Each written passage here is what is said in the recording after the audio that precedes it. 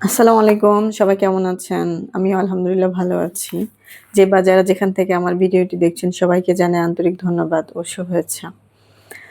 দেখেন আসলে আমাদের রূপ, সৌন্দর্য বলেন, বাহ্যিক সৌন্দর্য বলেন সবকিছুই তো ক্ষণস্থায়ী। কিন্তু প্রকৃত সুন্দর কি বলেন তো? প্রকৃত সুন্দর হচ্ছে আমাদের মনের সৌন্দর্য। আমাদের যার মন যত সুন্দর আপনি দেখবেন তার জন্য পৃথিবীটা ততটাই সুন্দর। আপনি সুন্দর মন নিয়ে যা কিছুই দেখবেন সবকিছুই আপনার কাছে সুন্দর লাগবে। তাই আমরা সবসময় সুন্দর মনের উপসারী হব। সুন্দর মনকে সম্মান করব। আ আ রবীন্দ্রনাথ ঠাকুরের কথা আমরা সবাই শুনেছি, সবাই জানি। তো রবীন্দ্রনাথ ঠাকুর আমাদের বিশ্বকবি। রবীন্দ্রনাথ ঠাকুর তার অনেক বিখ্যাত কবিতা, গল্প, উপন্যাস অনেক কিছু রয়েছে, নাটক। তো সেরকম একটি নাটক হচ্ছে 'রাজা'। তো 'রাজা' নাটকের একটু বিষয় নিয়ে আমি আপনাদের সাথে আলোচনা করব।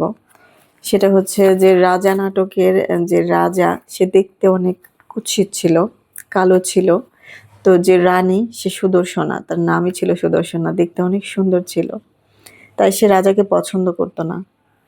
সে অনেকভাবে তুচ্ছ-তাচ্ছিল্য করত। তো এটা নিয়ে রাজার মনে ১ম এ খারাপ লাগা ছিল। কিন্তু পরে একসময় যখন সে তার গুণ দিয়ে তার মুগ্ধতা দিয়ে যখন তাকে রানীকে জয় করে নিল, তখন কিন্তু রানী তার গুণের কাছে পরাজিত হয়েছিল। তখন রানী হার মেনেছিল যে আসলে রূপ নয়, গুণটাই আসল। তো 'রাজা' নাটকে আমরা এই যে আমাদের যে একটা বিখ্যাত একটা উক্তি সবসময় আমরা শুনি যে, "আমরা সবাই রাজা আমাদের এই রাজার রাজত্বে। নইলে মোরা রাজার সনে মিলব কি সত্যে।" তো এটা হচ্ছে রাজা তার রাজ্যে এ এম এমনভাবে সবাইকে স্বাধীনতা দিয়েছিল যে সবাই সেখানে স্বাধীন ছিল। এটাই হচ্ছে রাজার একটা গুণ ছিল।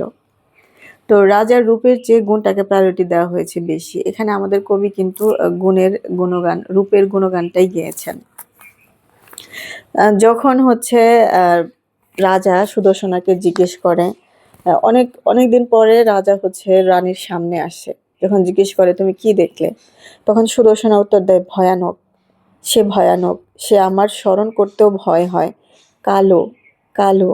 তুমি কালো। আমি কেবল মুহূর্তের জন্যে চেয়েছিলুম তোমার মুখের উপর আগুনের আভা লেগেছিল। আমার মনে হলো ধূমকেতু যে আকাশে উঠেছে সেই আকাশের মতো তুমি কালো। তখনই চোখ বুজে ফেললুম আর চাইতে পারলুম না।" দেখেন কতটা ভয়ংকরভাবে তার রূপটাকে উনি তুলে ধরেছেন। তো উনার কাছে এতটাই খারাপ লেগেছে। কিন্তু শেষ পর্যন্ত কি কি আ রাজা কি বলেছিল? রাজার মন্তব্যটা ছিল, "আমি রূপে তোমায় ভোলাবো না, ভালোবাসায় ভোলাবো। আমি হাত দিয়ে দ্বার খুলবো না গো, গান দিয়ে দ্বার খোলাবো।" তো উনি বিশ্বাসী ছিলেন যে গুণ দিয়ে উনি সবকিছু জয় করে নেবেন। তো শেষ পর্যন্ত কিন্তু পেরেছিলেন। শেষ পর্যন্ত কিন্তু রানী রাজার কাছে পরাজিত হয়েছিলেন, তার গুণের কাছে। তো এটাই হচ্ছে মেসেজটা ছিল। তো আমরা সবসময় চেষ্টা করব গুণটাকে প্রায়োরিটি দেওয়ার জন্য। নিজের ভেতরে যে প্রতিভা, নিজের ভেতরে যে গুণগুলো আছে সেগুলোকে মূল্যায়ন করার জন্য। তাহলেই দেখবেন সবকিছু সহজ, সুন্দর ও সাবলীল হয়ে উঠবে। তো ধন্যবাদ যারা এত ধৈর্য সহকারে আমার পুরো ভিডিওটি দেখলেন। লাইক, কমেন্ট, শেয়ার করে পাশে থাকবেন। আল্লাহ হাফেজ।